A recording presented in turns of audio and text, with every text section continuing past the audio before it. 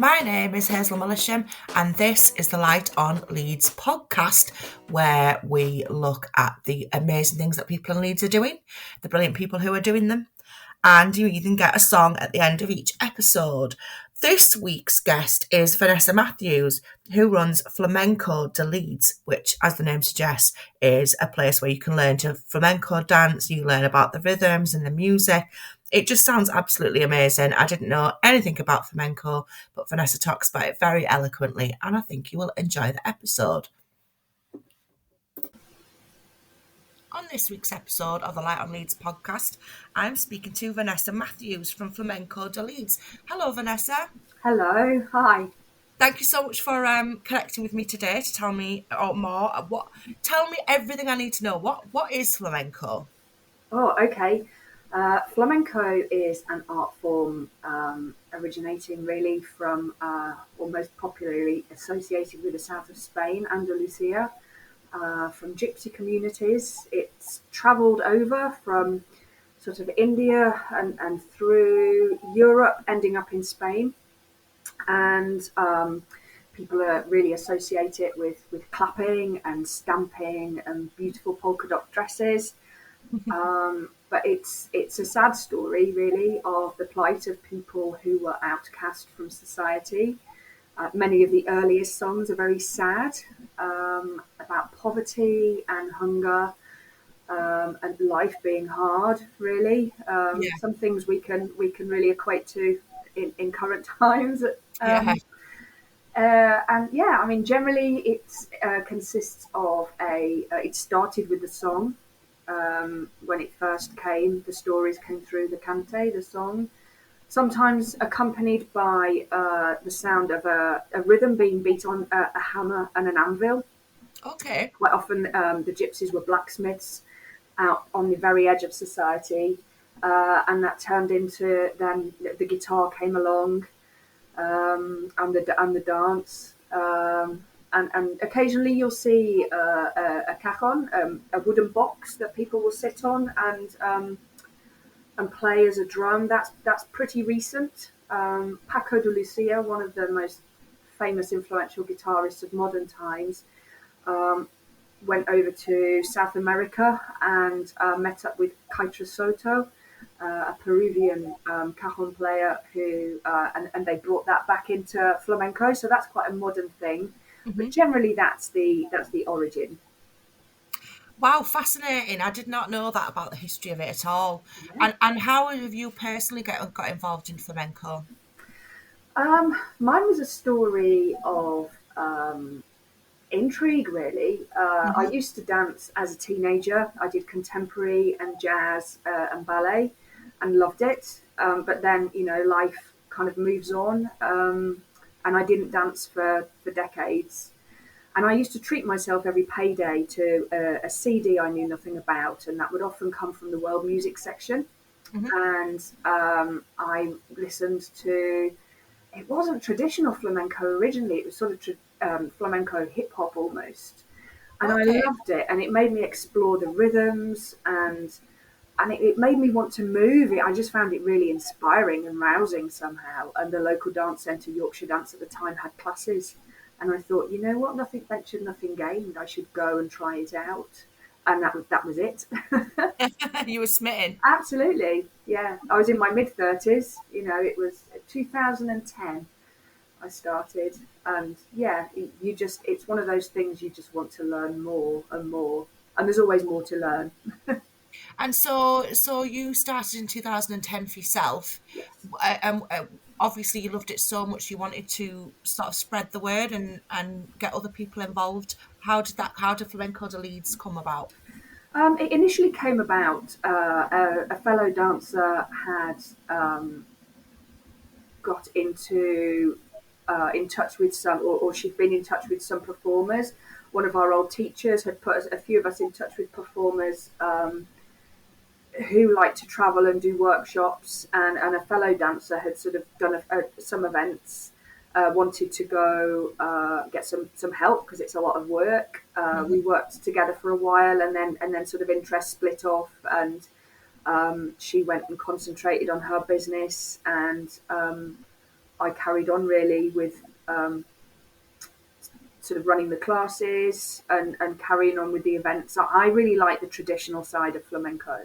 Yeah. So that was always my focus, keeping the tradition sort of as it is. It's nice occasionally for a bit of fusion, but I feel the art is so diverse and rich.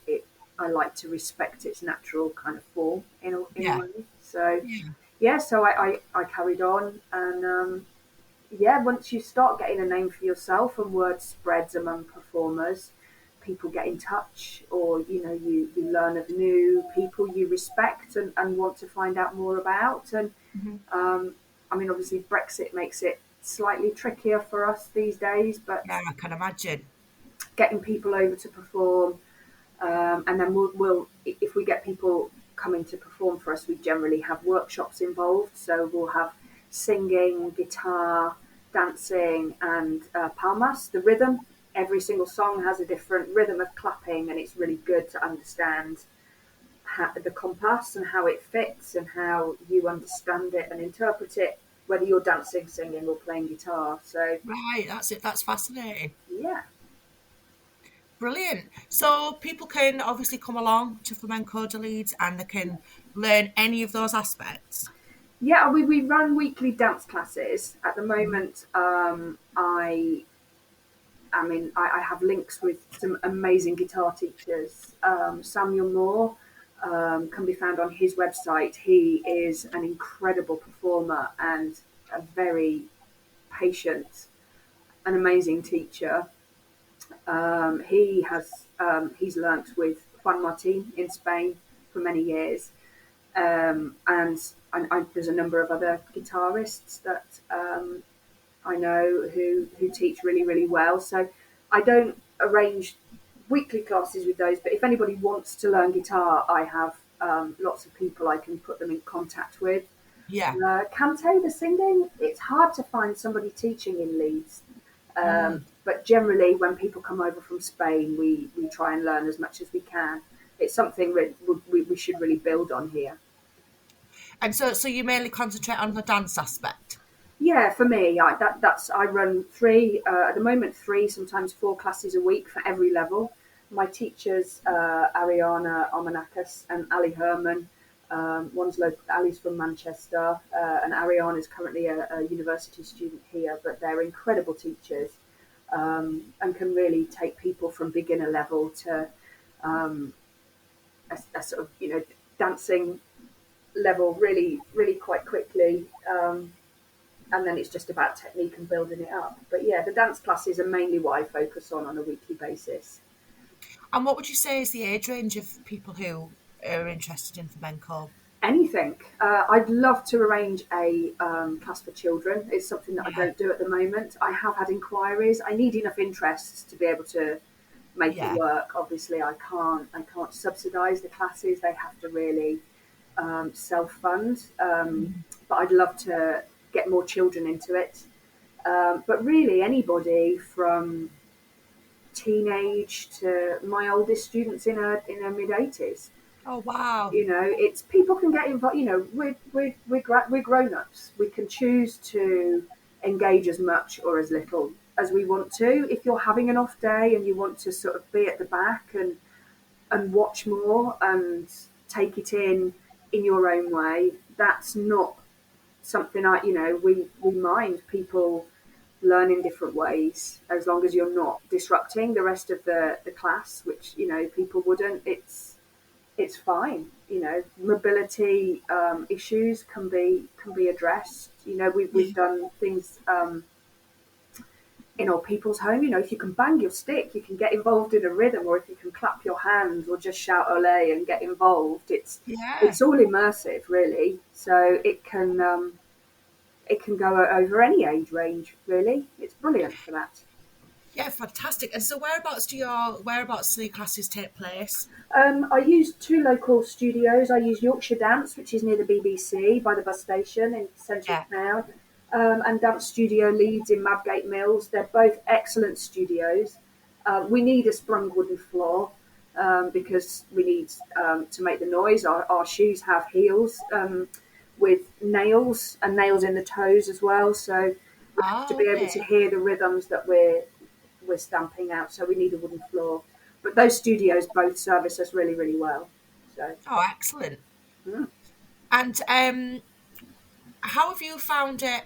Because obviously it was something that you fell in love with. yeah. How have you found turning that into what it is that you're doing now? Do you still enjoy bringing flamenco to people who perhaps have never heard of it before, or don't know much about it, and sort of bringing that joy to them? I love it actually. That's something that always makes me really happy. I mean, I did a local school contacted me for a workshop. It was a whole of year three, so that was 60 children. The teachers were there to police, which was good. But just seeing young people engage with it and having an enthusiasm to share, it's really rewarding. And it's always the kids that you don't expect to come up at the end and say, "Oh, I loved that." And Yeah, if you have one reaction like that at the end of a session, you're doing, doing a good thing. But yeah, I do quite a lot of introduction to flamenco workshops. I did some free sessions for the Meanwood Festival last year, and helping people find their inner confidence. You have to yeah. have a certain appearance of arrogance to do flamenco. You have to own a room, and that's finding that inner Mm, matador.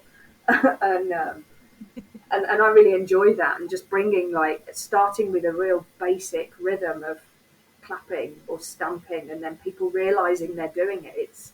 I get really excited by that, and then I pass them on to more experienced teachers who can take their level up, and they start their journey that way. But all our students get support.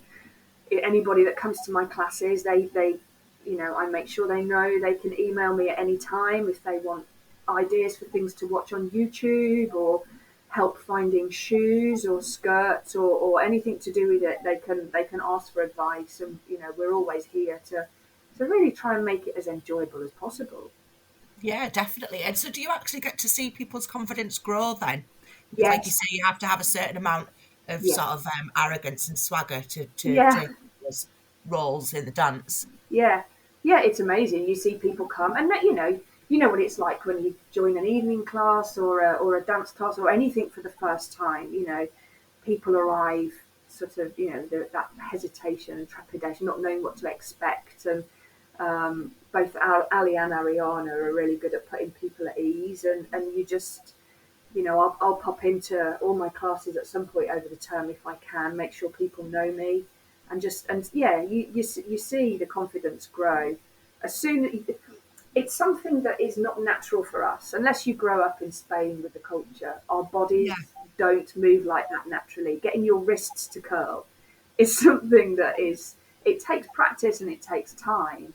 And it's almost like your brain has that penny drop moment that tells your body this is how you do it. And all of a sudden it's like, I can do it.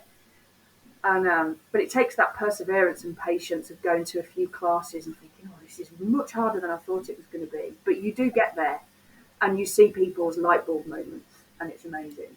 Yeah, oh, brilliant. Is flamenco popular across the world? yeah, it is. It's popular in surprising places. Really, Japan has a huge flamenco Oh, wow. scene. Russia and Eastern Europe. Um, yeah, it is. There's little pockets of it kind of all over the place, which is lovely. But it's very niche. I mean, the music. I guess people would say it's a bit Marmite. Love it or hate it. Yeah. Um, but I think once it grabs you, it's something that stays with you. It's the little place in your heart that can't let go of it. I think you're selling it really well. That's just how I feel about it. I just love to share something that I love, and if people like it and want to get involved, that's brilliant. If not, take it or leave it. Of course. And so, can you tell me a little bit about the costumes? What sort of costumes are traditional? Well, I touched a little bit on the shoes. Yeah. So generally, you'll have like a Cuban heel or a Louis-shaped heel. Sometimes there's like a strap across. Obviously, you need your shoes to be secure and to look after your feet. Men Because I mean, traditionally there were more male flamenco dancers than female, Hmm. um, and they'll have like a sort of Chelsea boot style with a Cuban heel, really smart.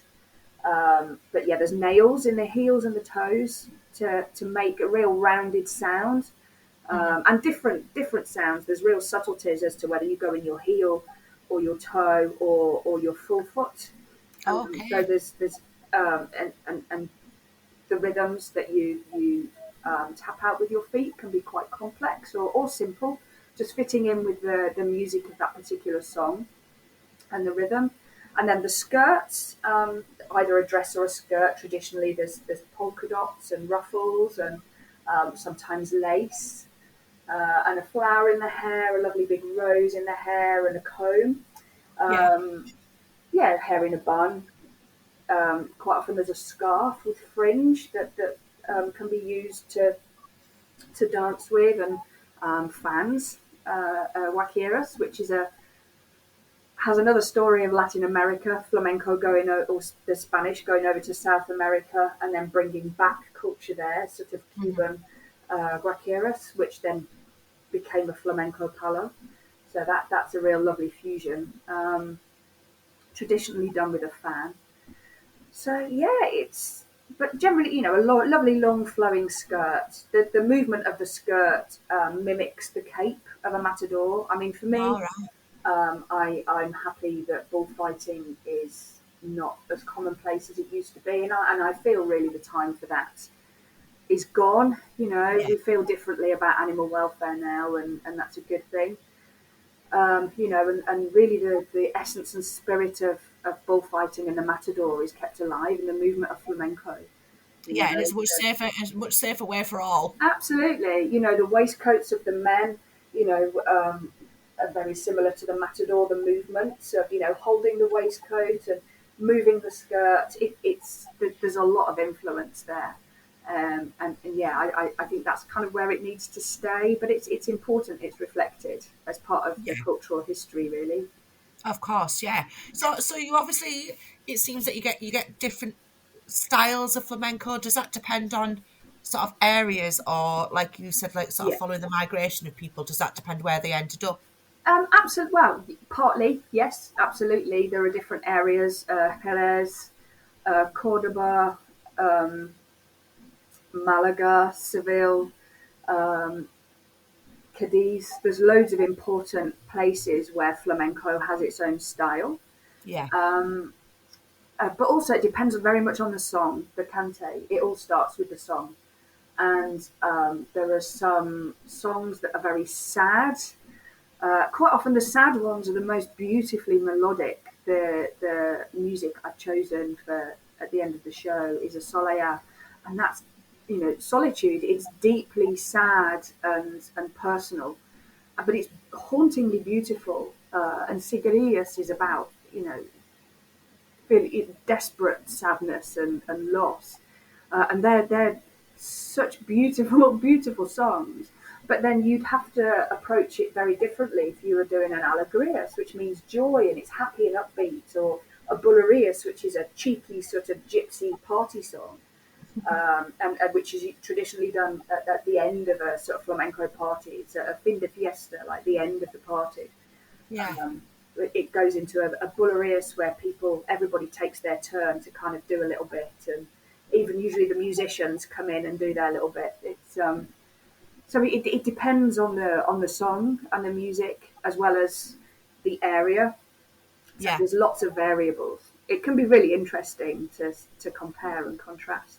I in my school workshops, I do a little test, a listening exercise where I get the children to listen to music and tell me, is it happy or sad? Because it is very different to, music most of them will have heard before, and just see if Yeah, they can definitely. tell. And generally they usually get it right. So yeah, That's great, isn't yeah, it? yeah, They could just naturally hear whether it's happy or sad. yeah, yeah. Yeah. And you've got some exciting things coming up. Do you want to tell me a little bit about that? I do. I do. I have some visitors from Madrid coming on the 12th of March, 12th and 13th.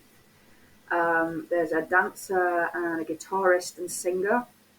There'll be a concert at Seven Arts in Chapel Allerton on Saturday, the 12th of March. Tickets are available direct from them. And then we have 2 days of workshops. So we have dance, technique, and choreography.